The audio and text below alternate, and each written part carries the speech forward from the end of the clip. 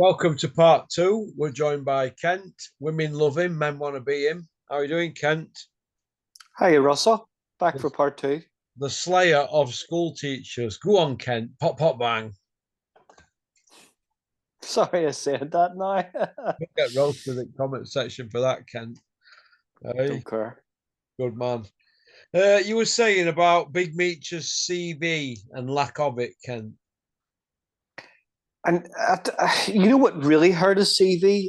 I remember that.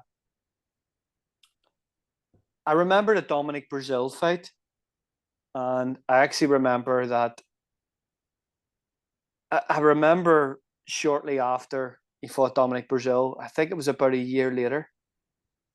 Dominic Brazil fought Deontay Wilder, so he did, and he fought Deontay Wilder.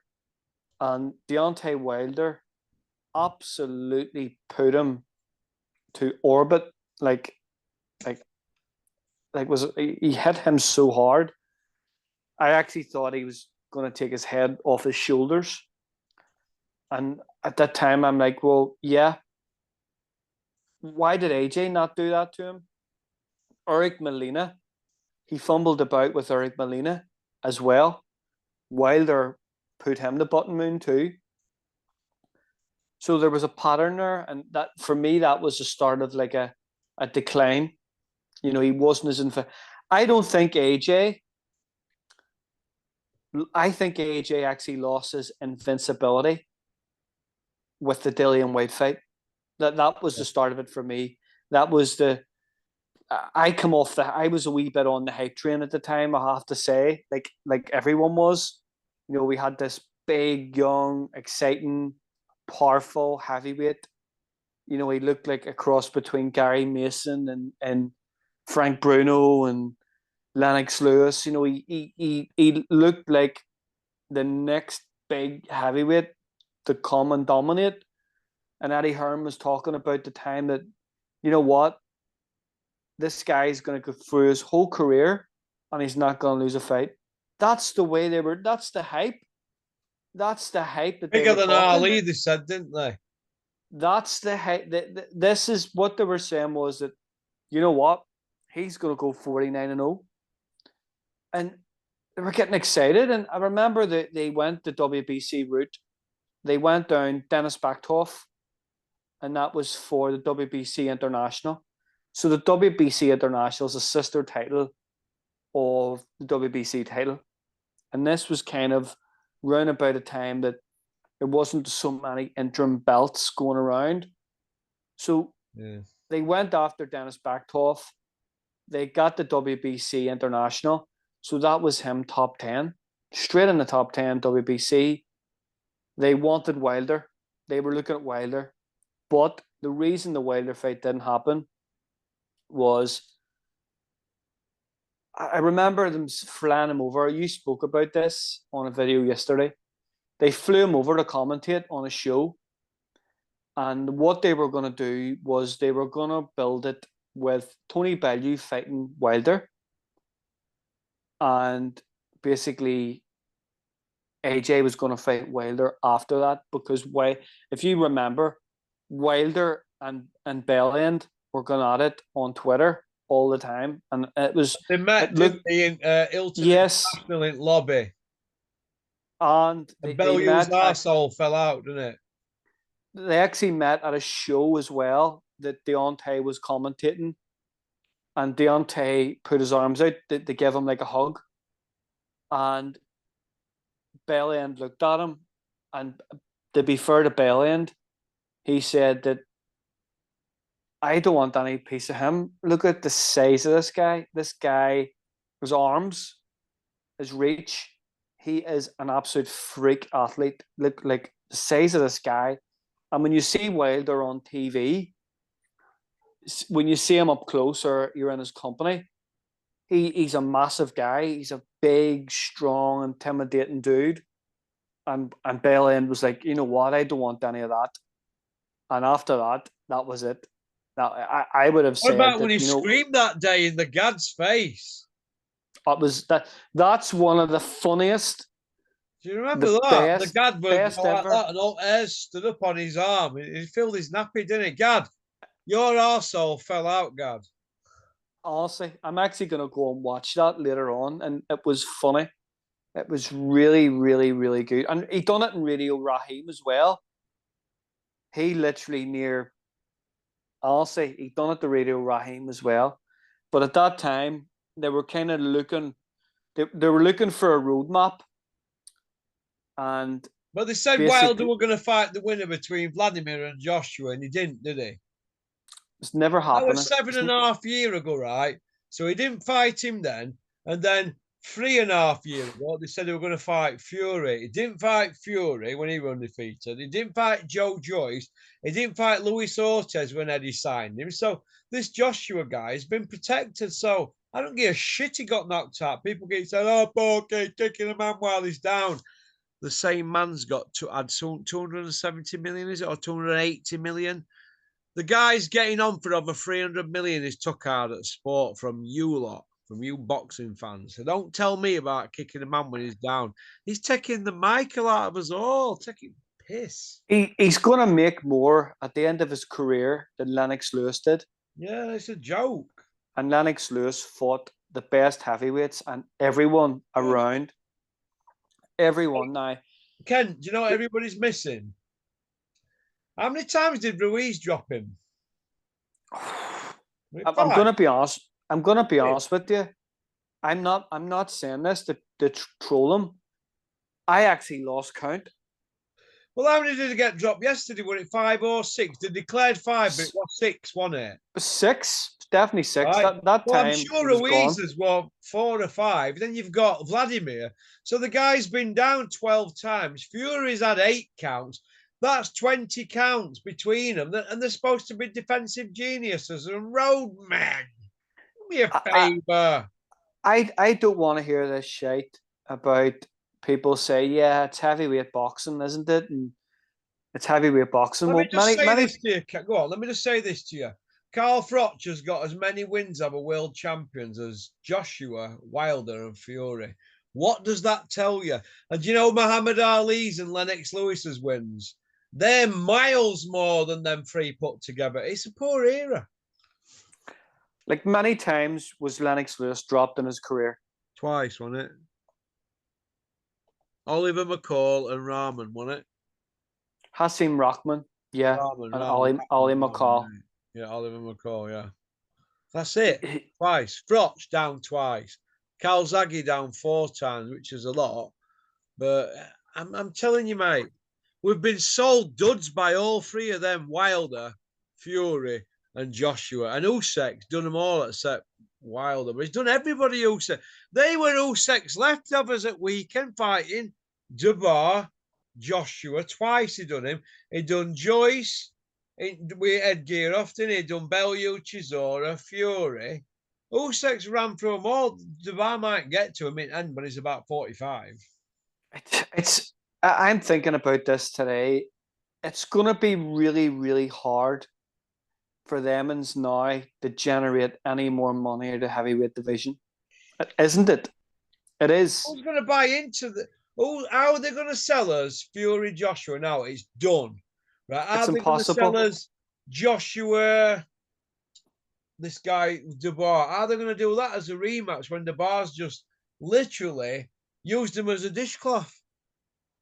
So you've got Usyk, who is the daddy of them all. He's the daddy. He's the daddy. He is the Mozart of boxing. He is top of the tree. So what you've got now is you've got Joseph Parker, Stinkinator. Yeah. You've got, now to be fair, Russell, I'm going to disagree with something you said a minute ago there about the Joseph Parker AJ fight, about the referee not letting him fight. Yes, that's true, but he didn't throw a punch hardly. So Parker. yeah, he hardly threw a punch. So you've got Parker. You know what he does, Parker, and you called this a good few years ago when you first came on. Joseph Parker, for me, right? Go watch him fight Jack Massey. What he does, he stays out of range and then he stays just that little bit more. You know, like what Terry Harper does. So you get Yes. your range just to end your hand, and then you allow like another 6 inch. He's like another 6 inch. So he's always really on the outside. You know, like Johnny Nelson used to fight back It's in the you know day. what it's called? It's a half step. He's a half Yeah, step yeah. back. So he's not engaging. So you're having to hunt him all the time. He just doesn't engage. A bit like Kid Galahad does the same thing. Don't they? They stay out of range, don't they? Way out of range. They might get a couple of jabs in, and then they're on the bike. I call them stinkinators, stinky poos. Joe Bugner did it. Joe Bugner used to do it. And what he used to actually do is tangle fighters up at mid range. So you've got Joe Parker, a stinkinator. You've got Zhang, who doesn't speak a word of English, doesn't sell I don't really. like that Zhang's commercial prospects, do you? He's no He's he's got a no big commercial. giant mole on his face and that. He's Chinese. He can't speak properly. He don't do it for me. So you have Joseph Parker, doesn't sell a dime. Zhang doesn't sell a dime. You have AJ, who's done. You've got Fury, who's done. You've got Joe Joyce, who's done. You've got Derek Chisora, who is done. You've got Martin Bacoli, who people are actually hiding under their beds when Martin Bacoli's name is even mentioned.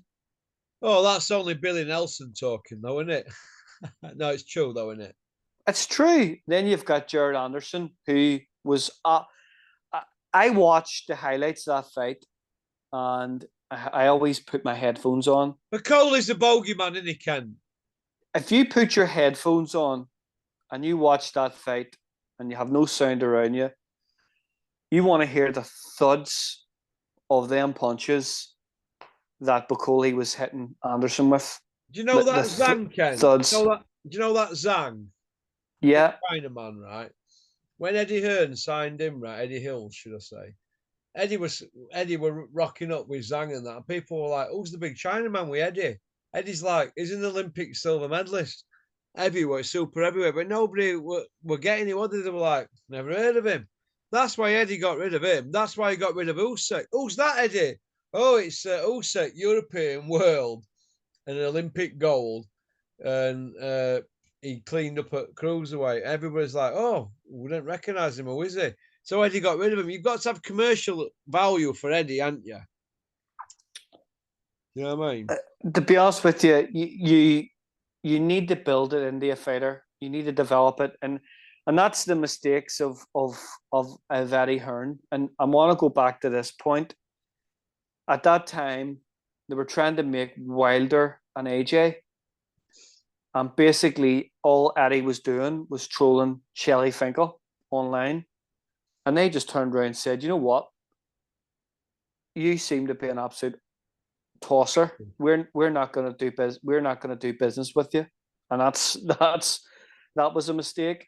The Zhang thing, where Zhang was kind of on some Triller cards, and he was on the zone, and they get rid of him. Look where his potential value has went after that. Now, I'm not saying it's through the roof, but it has been better. Look at his wins.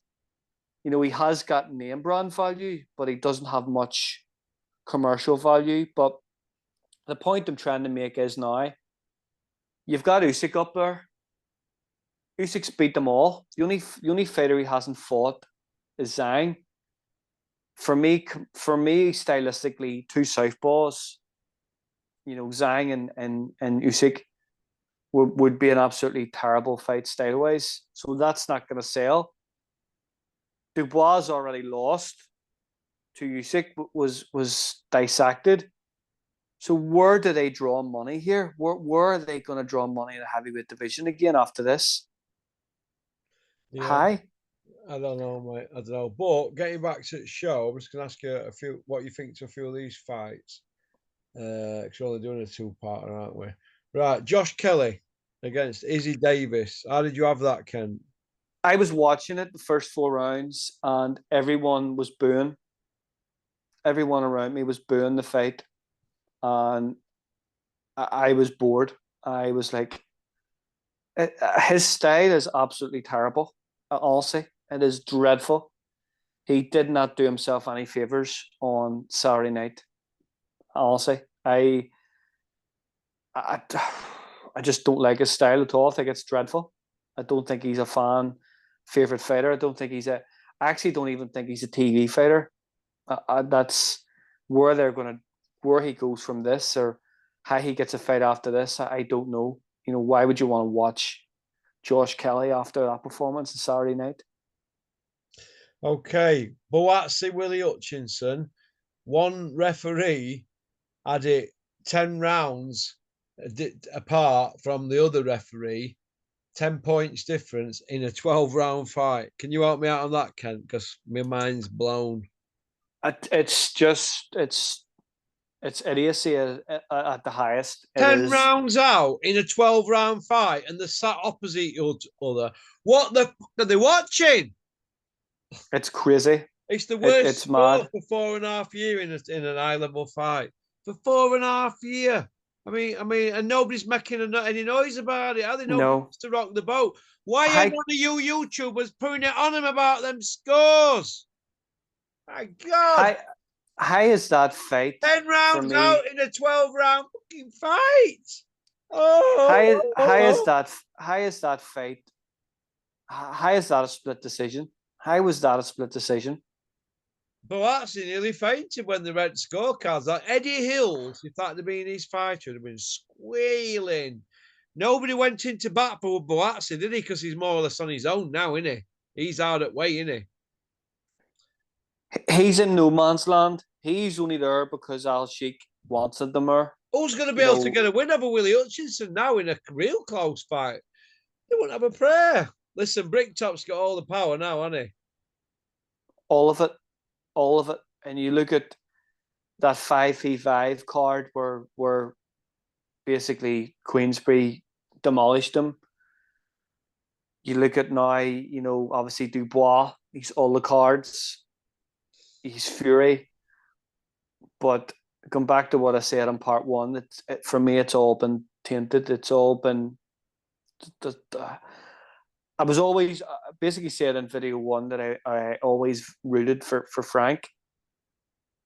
Not anymore.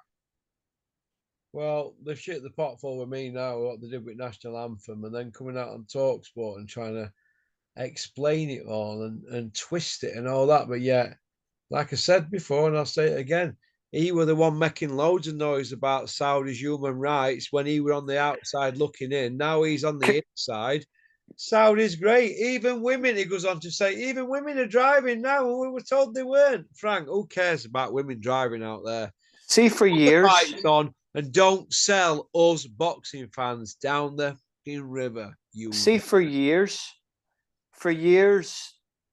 even Eddie, to be fair, Eddie was a big part of developing women's boxing in the UK.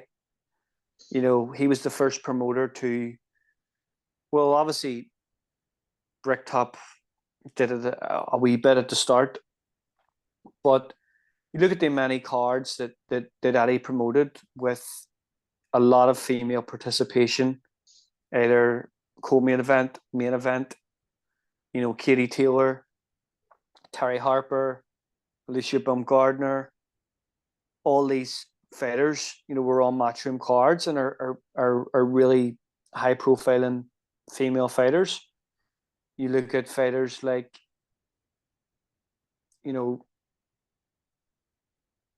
Natasha Jonas, who isn't fighting. Sky have been doing their best to build it as well. Hi, man. What's going on with women's box at the minute? It doesn't seem to get a mention at all. It doesn't seem to get a, why was there no female fights on that card and Saturday night? Why ain't Natasha Jonas getting any slots? You were promised them in January. It's October next week, isn't it? Yeah, So it's a disgrace. what You've got Chantel Cameron, who was undisputed champion. She beat Katie Taylor. Obviously, she's left Matchroom. Now she's with Frank Warren.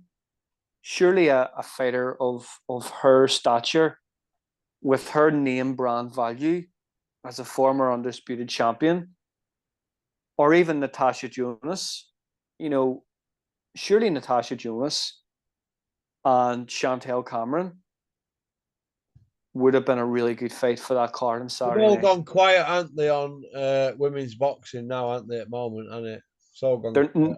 Nobody's banging the drum, Russell. I know they're all having to switch to MMA, aren't they? It's Going to get a living, Russell. They're switching to go and get a living, and you can't fault them for doing that. I don't care anyway if women boxers don't get slots and that. I don't really care, but at least put them in the picture. What you're doing, you can't leave these girls hanging. If you don't want to put women's boxing on, let them all know and sort them out a payoff package, something like that. I don't think it's fair, Russell. I don't think it's fair that it's been built up for 2 and 3 years. It's got to a level now where it was getting a lot of exposure on networks, prime timers, actually women's only shows on at one stage. But now all of a sudden, there's absolutely none. And it's not fair on the girls. It's not fair. And these girls have obviously took out mortgages off the fact that they were maybe fighting 3 and 4 times a year. It's not fair on them. It really isn't fair. And no one on YouTube has actually said this. Nobody on the media has said this. And I think it's wrong. So I don't think it's fair. Regardless if you like women's boxing or not, that's not the question. The question is, why is nobody coming out and saying this? It's not fair. What do you think to that Lauren Price? Don't like her. I saw her fighting the other day, and to be honest with you, I'm starting to wonder if she's got a dick. So don't. I actually don't know. Lauren Price, which one's that on Sky? She's a Sky fighter, isn't she, for Adrian Mowell? And there, the keys, like obviously he's there trying to get in with Saudi as well, and trying to get his fighters in, but I don't think it's fair that all them girls are 1 minute they're fighting headlining shows and world titles and that, but now all of a sudden because Saudi's over they're not getting a look in. What do you think to Moza Batome? I'm excited by him. I think he's a really, really good fighter. He's fantastic. He has got fantastic attributes as a heavyweight. He hasn't got this kind of explosive one punch power, but he's got explosive hand speed. So when you have that average power with that explosive hand speed, it makes up for it. I think he's got potential to go to the very top. And the way heavyweight boxing's going at the minute, I could see him being in there, possibly fighting for a world title in a year. Okay. They're going to try and break Mike Tyson's record, they're saying, aren't they? Well, the way things are shaping up is I don't see Usyk being around for another year. Then belts will get scattered, won't they? Don't see him being around for another year. Zhang is an older fighter as well. Wilder's completely done. AJ's done. Dubois, you could probably see Dubois and Moses Atuma fighting for a world title next year. Okay, we'll finish off on this one, Kent. Big Malk stuck it to Froch. He's come out and he's going on about his fee is due from Stan the Man Dubois and all that. Dubois just come out and he stuck it on him and said, "Tell the truth, it'll set you free." Because once Spencer going on about black magic and voodoo stuff and all this and all a load of old rubbish. I mean, they looked embarrassed, half of them, didn't they? Them who were being interviewed with him at that weigh-in and Well, they put him in Gods, didn't they, in stadium anyway? Warren's lot. The security had him. He didn't get a floor seat ticket. So, do I feel for him? No, because he's an absolute cock. But what did you think to his Fantasy Island stories, Ken? Over to you. I just think there's somebody there trying to be relevant. You know what? You know, on boxing. His You know, big wins. Go on, yeah. I just don't see. I just don't see how he's relevant, and he's constantly looking to stay relevant in boxing. You know, what does he actually do? What What's does he his do? actually role in boxing? He's a dolly, isn't he? Like we're a You know, dolly. I think on fight week coming out with all that nonsense and What, all that dream it, believe trash. it, become it, all that rubbish. Listen, between him and Tunde Ajaya, they've been advising Yard. Yard's where's Yard now? He's just another bare bum frozen hard at showers, isn't he? For me, that's been the worst. Like I don't believe Yard comes what over as a nice kid, doesn't he? But he's obviously got wrong people around him. I actually really like Anthony Yard. I do. I thought he came across very well at the end of Beterbiev fight. He came across like a fantastic guy, fantastic message, really, really nice lad, very humble. And I was saying, I hope this guy really kicks on here with his career. You know, there's big fights here for him. You know, I actually think he could win a world title. You know, the way that the belts were being scattered, and he's went nowhere. And everybody knows that basically Bricktop and Eddie Hearn are going to be working under the umbrella of Riyadh and Turkey. So They're agents basically now. They are agents. if you go against Eddie Hearn or if you go against Bricktop, you will not be involved in the Riyadh boxing. Oh, And you that's where won't all be the money working in the is. media with them. So why would you take it to the Emmons? You would just say, right, you know what? Dead on. Yes, we'll just jump on the bandwagon and we'll sail off into the sunset with a bag of money. And I would be better still. Willie Hutchison and Joseph Boazzi probably earned twice the amount on Saturday night that Yard got for the Beterbiev fight. Yeah. And they were on basically the start of the card. The start of the card. Yeah, The but place was empty. what you're forgetting is Anthony Yard knocked back £1 million to fight Boazzi and £1 million to fight Bivol on the strength of advice from whom? From whom? Dream it, believe it, become it. Lion bars in the fridge. See that £1 million? You could actually bought 10 houses from that. No, he couldn't. And By the time everybody's snaffled it, he'll be left with 250 after tax. So it isn't that much, is it? no, but if you're involved in if with Riyadh, you're going to get Oh really yeah, well yeah, yeah. paid. There'll be perks, won't there? There'll be tax free and all that. There'll be something in it for them, won't there? But it's just dreadful advice. And what you've got in America, so they're actually controlling America as well. Now, Oscar isn't. Oscar's doing his own thing. Al Heyman's doing their own thing. They will be doing their own thing together. They've not sold out, have they? Oscar and No. Al Heyman and Aram, have they? Well, basically, Calano and Belinga done over 750 buys last week. Yeah.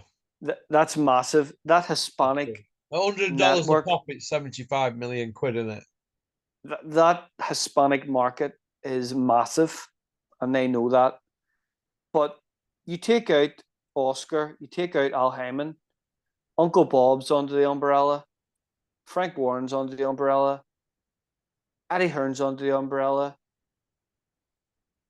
Basically, Ben Shalom is trying to get into I the don't even umbrella. think he's he's under spec. Trying, but where do they go after that? Where is he going to go and earn money? Where is he going to go and earn a purse or earn that money outside of the Riyadh. It is the worst advice I've heard in boxing in a long, long time. It is dreadful. Well, that national anthem thing, when that came on, I was like, what is going on here, boys and girls? What? I couldn't believe it. I Not. couldn't believe it. And do you know what? The fact that none of these YouTubers with access have even asked the fucking question. I can't believe it. They spoke about it on Talksport. It's in all papers. Nobody's mentioned it. They all want to mention it, but they're too scared. It's a scary situation. It's going to become the norm, Russell. It is, No? in the it is. It's going to become the norm. It is, and they're actually talking. I actually watched the fight on Saturday night in Spain. So there was I was actually watching Sky. It was on Sky, so it was, and I listened to something from Talk TNT the day after, and they're talking about possibly doing 3 shows on Wembley a year. What? I can't see that, mate. There's too much football on, isn't there? They'll not do that. It's just chit chat, isn't it? I They think will so. do it. They will. They They will actually do it. think that the British public can keep forking out for big shows like that, and there's actually enough people? No, I won't have that. Well, the rematch against Dubois and AJ Who's will going to be want in to Wembley. watch that? Who's going to want to pay exorbitant prices to watch that when you've just seen a conclusive finish? I mean, when Eddie's had fights where they've had conclusive finishes, he always says, "No, it's not needed for that fight." You know, when Froch done Bute had a Yeah, rematch clause. Eddie went, "No, if they exercise it, it's not worth it because we've got a conclusive finish." But when his guy gets wiped out, even worse. Oh yeah, we've got a rematch, same as Louise. It's they just change it like the wind, like the border control with Green Book. You look through that Green Book and you say, "Oh, Dennis, we can't do this. Dennis, we can't do that because of that." And Dennis will say, "Well, it's up to their discretion at the week board," and they change it. So what's the point in having rules if it's up to their discretion? It means that contracts and rules don't mean shite in boxing, doesn't it? To just do what it's you wild, wild. basically what's going to happen is Dubois knows he's not going to get a purse like that, like again, without AJ. Turkey, Frank Warren, Bricktop, and Eddie Hills will be like, you know what, this is the only fight that really draws. And I think people would actually buy that fight again on pay-per-view to see him get Are knocked you out again. joking me? I won't. I paid for it, and I won't. I won't. I won't, mate. I won't. I won't buy it. No, I won't pay for that. No. Well, they'll be promoting that off the back of that. That's what they'll be doing. They'll be trying to make that card off the back of You know when AJ you're getting coming knocked from out. Can pub he get pissed knocked out up, again? you know when you're coming from pub pissed up now, and you want to watch that fight, right?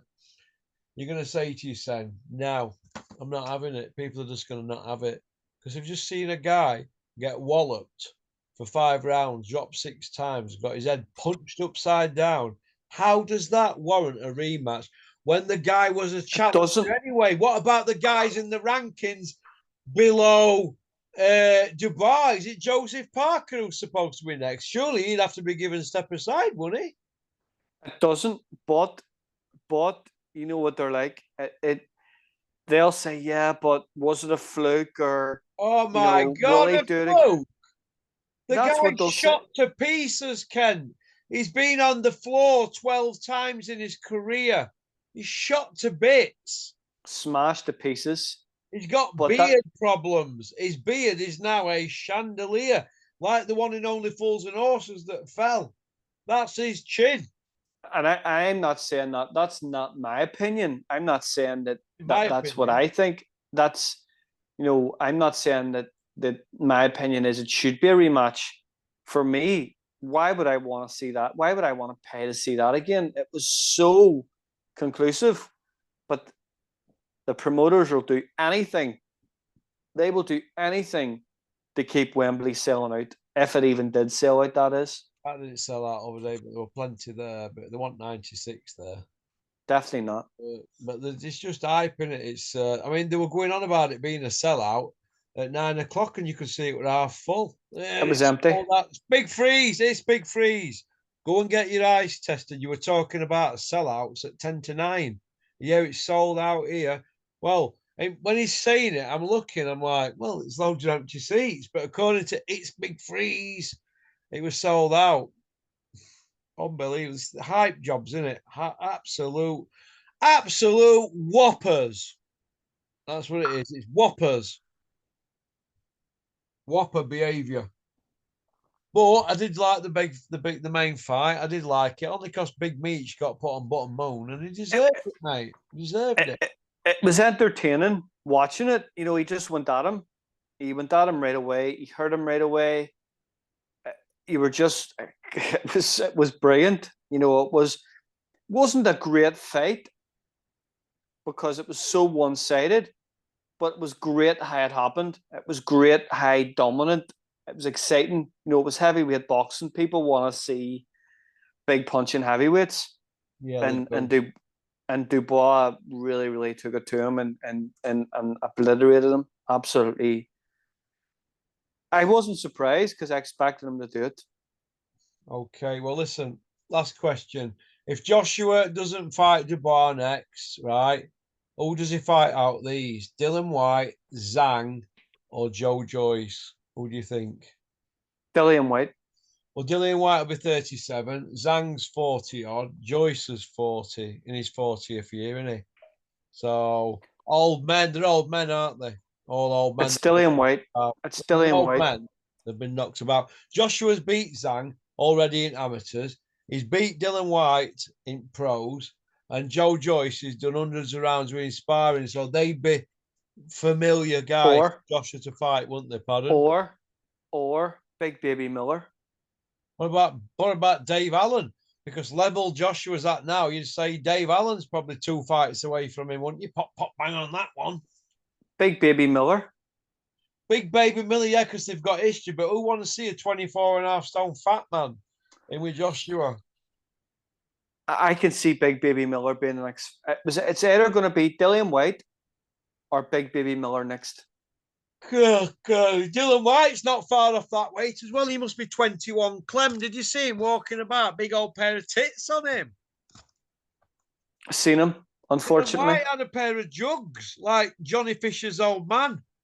Hey. Unfortunately, I did see him, yes. The Jugginator. Right, I'm off, Kent, for some pasta and a glass of red. Peace out. Peace out, Kent. Thanks for coming on. You're a top man. Pop, bang. Right.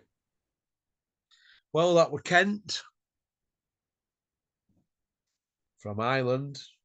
Women love him. Men want to be him. Don't forget to like and subscribe and leave a comment.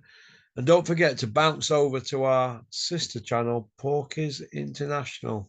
Max, ring me when you're 18 stone. One piece out. Big shout out to Bunny at Sheffield. Hope you're well, Bunny.